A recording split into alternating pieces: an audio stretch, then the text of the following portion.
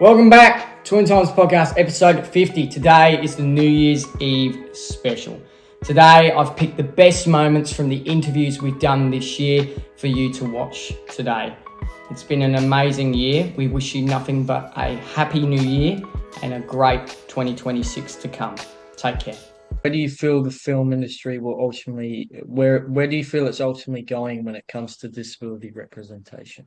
Yeah, I definitely think that that the film industry is going to grow in terms of disability representation. Like it kind of has to, like that's the way that you see, big name brands are all already doing it. Like if they didn't do it in filmmaking, they would just it just wouldn't be right. Like I guess everyone needs to move with the times, and people are starting to see the value, and people are starting to see that disability isn't a negative limiting word, that there are lots of talented and skilled people with disability, and that we actually need to show stories that represent how we live life. Absolutely. Because life is full of challenges. I can't even talk. Life is full of challenges, and I think it's important to show all people in the community within stories because it feels more real. Being an Indigenous man yourself, do you believe it's important to have Aboriginal culture represented on the screen to inspire young artists like yourself? Yes, definitely. It is critical. It is crucial. Our stories where it's authentic, it's real, it happened. Music, same as music. Music is important. Artwork, creating artwork is critical. Like in any medium of art, in theater, in film, in music, in dance, it is critical. And I think, we're getting a lot more of it now. It's taken a while to get to where we are now, and it's going to be a slow process. Like it's going to take time. I'm still learning more about my culture as well. Like I'm trying to learn more about my roots, about my background, about my extended relatives, about my mob and where I'm from. And I want to also incorporate that into my projects, my life experience, or just bringing other Indigenous folks like myself on board certain projects and have their guidance and their knowledge, that I can also incorporate that into certain scripts or plays. There's a few Indigenous artists that are out there, like David Gollape, another big Indigenous actor, who basically, I think, began the Indigenous acting trend back in the 70s, because his first film was Walkabout, and that was during the old, like the era which are like what the States had. They had like new wave cinema was what they were going into, and then we had our thing called Ozploitation. So very low budget, very independently made, and that came out in 1971, the same year that Wake and Fright came out, which is another great film. Personally, my favorite Australian movie of all time, which is a psychological horror film, and that was filmed in Broken Hill, so around Sydney. But yeah, David Gollape, he's done some big Australian films. He was in Walkabout, Storm Boy, The Tracker, Charlie's Country.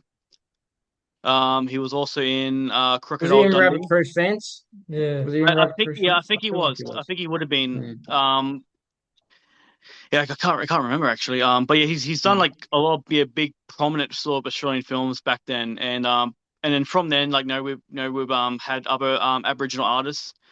We had Aaron Pedersen. His main sort of stuff was Water Rats. He did that in the 90s, which I've heard is a very good Australian drama. And then he went on to do other projects. But I remember watching Mystery Road. And that was came out in the 2010s, and that was really good. That was a very good cast. And then from that we had I met actually a few weeks ago. I helped out on a film set down locally here. A couple of people from Sydney come down, and his name was Hamilton Morris, and he's relatively new. He's only done like a few projects from what I saw, but he was in a movie called Sweet Country, which had Sam Neill and Brian Brown, and he won I think in 2018 I think it was a BAFTA award for Best Actor. And then on Netflix, we have Territory that he was involved in, which I heard is a very Oh cool yes, yes, that was shot down here in SA. Yeah, But yeah, I haven't yeah. seen that film yet. Yeah, I heard it's very good. It's on Netflix, and I think it's like 6 or 7 episodes. But I think they're doing it on season 2. But yeah, like I mean, like it's good that we're getting more Indigenous artists involved, and yeah, in my opinion, yeah, we can do better. Like, it's more about just giving us those opportunities to hear our voice, to listen to us, to just to hear us out, and hear what we want, hear what we have to say, and then try and put it on something, on paper, on a canvas, on film. It's just we need to, we can do better, but it's getting there. It's slow and steady. Do you feel there's positive change starting to happen in the disability representation within modelling? Do you see more people maybe with disabilities walking down the runways, or just having a rolling go? down the runway?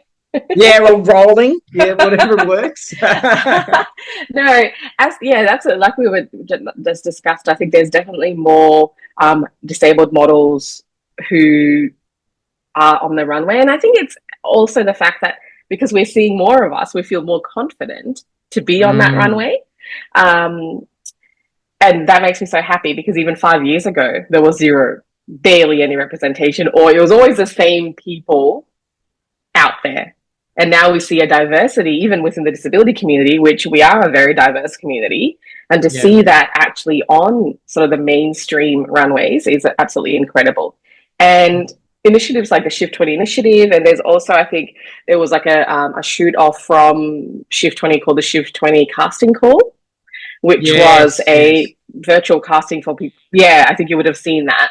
And I think that also has drawn attention for people with disability within that community to come out of their shells and say, actually, I can do this too. It doesn't matter if I'm in a wheelchair or if I have a prosthetic leg or whatever it is.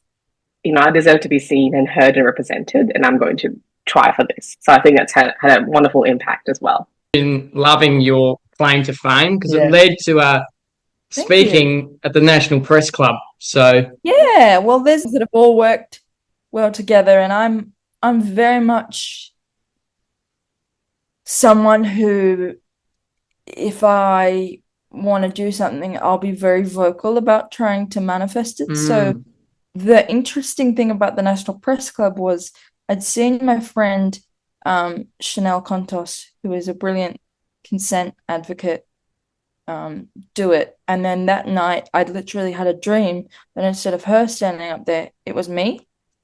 Oh, wow.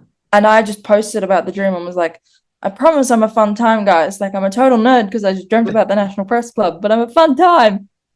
Oh, God. And completely forgetting, like, that I had started to build a profile and that people were taking notice. I then got a message from someone who works with the National Press Club and was like, hey, just want to know, like, what you would pitch if you did an address. What would you say? And so I wrote like this big long message that was like this and this and this and this, like taking every opportunity I could think of to basically bring up every disabled issue ever that had ever impacted me. And I sent that off, and then I got an email back and they were like, yep, the press club wants you to talk. And I was like, oh, that wasn't supposed to happen. Okay, cool. I feel like that wasn't supposed to happen. That phrase is the like how you would define this whole journey. Yes. Yeah. It was like, I watched it live, your speech, and it was absolutely incredible. And I resonated with the message you were speaking about. Do you feel everyone in the room did as well? Yeah, the room was really receptive and warm. Because I have done a lot of speaking before, but not to on that level scale. And also, I was very aware that even though politicians weren't in the room, because it was the week it was the week after Parliament had finished, for the year. Yeah. Unfortunately, that was badly timed. That they'd still be getting it sent to them or like memos about it. So I was very aware that I had the attention of people who could actually enact that change, and that could potentially lead to like actual consequences from what I said.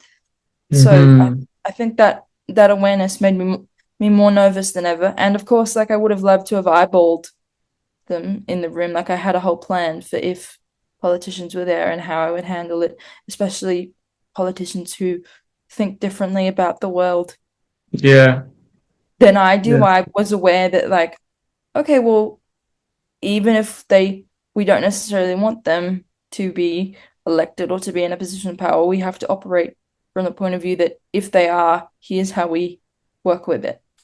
Yeah, for sure. Absolutely. Yeah. Did you feel that the Shift 20 initiative was ever going to fail at all? Or was there moments where you thought, is this ever going to work? I don't think there were moments where we thought it was going to fail. I definitely had moments where I was like, how are we going to get this done?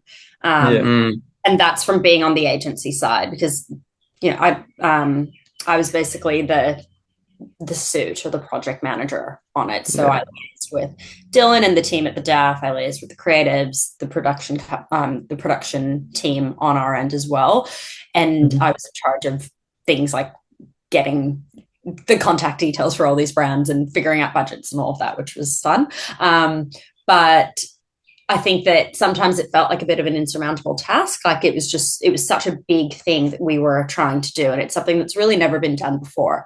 You know, it's one thing to get a brand aligned to something that is outside of their existing marketing plan and remit. It's another thing to get multiple brands on board. It's another thing to get all of them to reshoot and have their agencies be forthcoming with all of this information. And you know, it was such a massive cohort of not only brands, but brands, their creative agencies, their media agencies, their production partners, all working together in this way that we really hadn't before. So I think that was really daunting at times. And that's where the energy of someone like Dylan really helped me personally drive this one forward. I remember there were a few meetings where I'd say to my boss, I'd be like, they're coming in and this is where we're going to just have to have the hard conversation and really be like, I don't know that we can achieve all of these things we want to achieve in the time frame we want to achieve. Maybe we need to whittle it down, you know, and like really have that hard chat.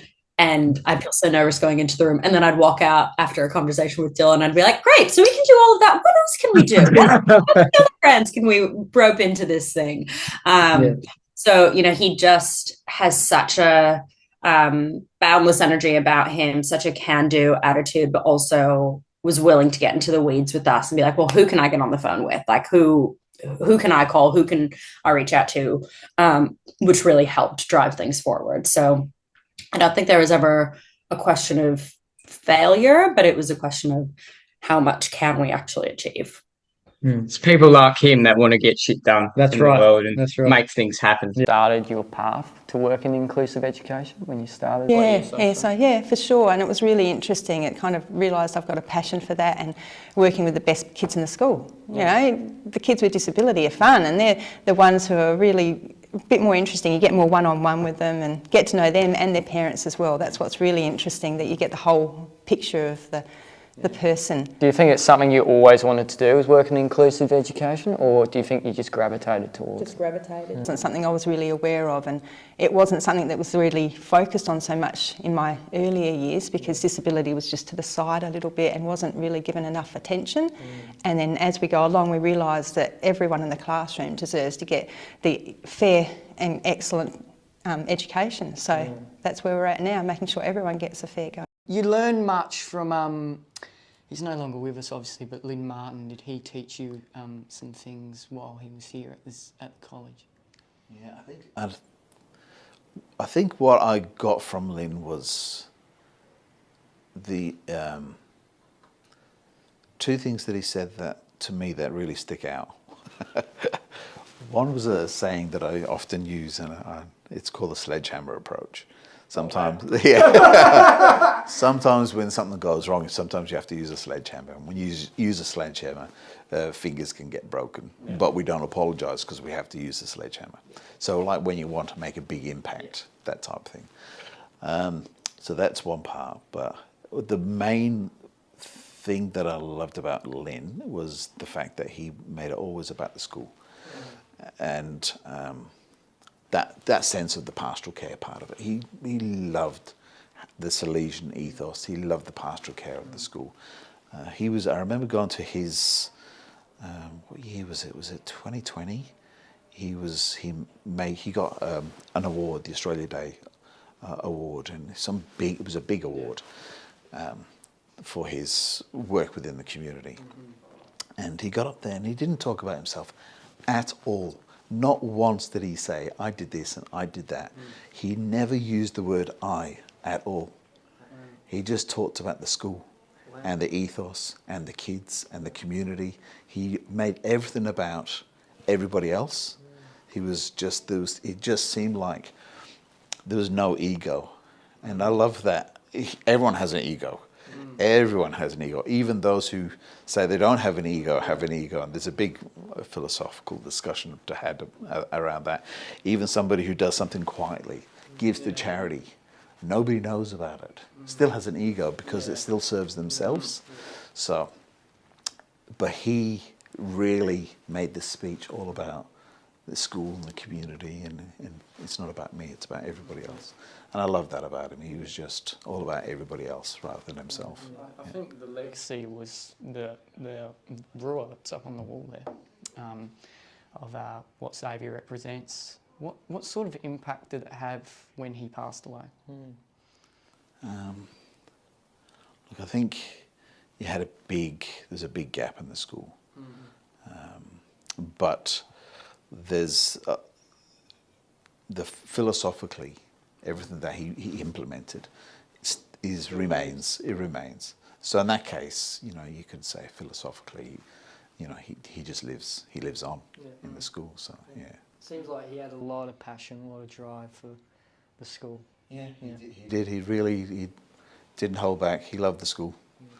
Yeah, and he loved everybody in it. He was very driven. I remember our interview when we were about to start here. I think it was like when we were in year 7. Year 7, I think, or whenever you have those sort of meetings beforehand.